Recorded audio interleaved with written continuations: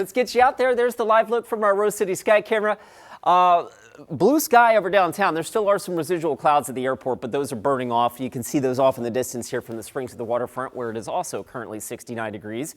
And we'll check out to Oregon's Veterans Home in the Dalles. Yeah, the air is a little smoky out there. We've got some hazy sunshine for the Dalles right now.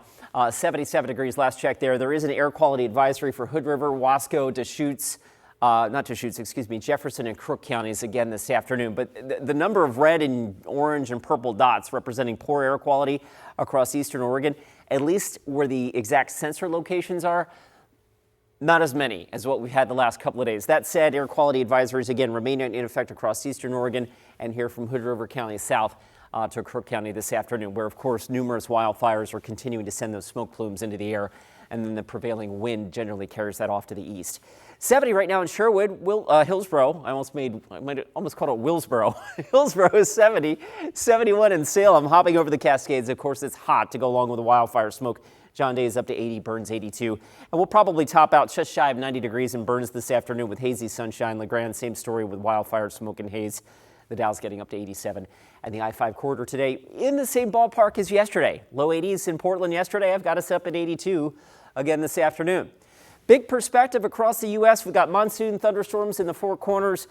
Ring of fire here with the heat really centered over the southern plains. So Oklahoma and Texas, that's kind of where the heat is baking here. That high is going to drift westward. So as we go to Friday, that high flexes a little bit. And that's why I've got our temperatures on Friday inching towards 90. But every time we've seen this so far this summer, rather than rapidly build into the northwest and create a heat dome-like event here, it gets squashed down by low pressure diving out of the Gulf of Alaska. And that's exactly what we see happening again this weekend. So that will keep us from getting too out of control with the temperatures on Friday, and then it'll knock the temperatures down, even probably bring some morning cloud cover on Saturday and Sunday.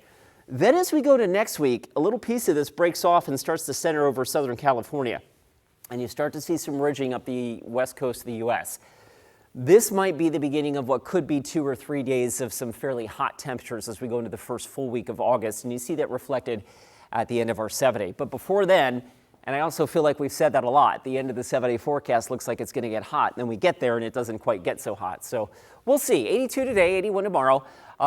Friday and Tuesday are the hot days in our 7-day forecast. Saturday and Sunday, Blair, those are a couple of days we may wake up to cloud cover that lasts quite a while into the afternoon.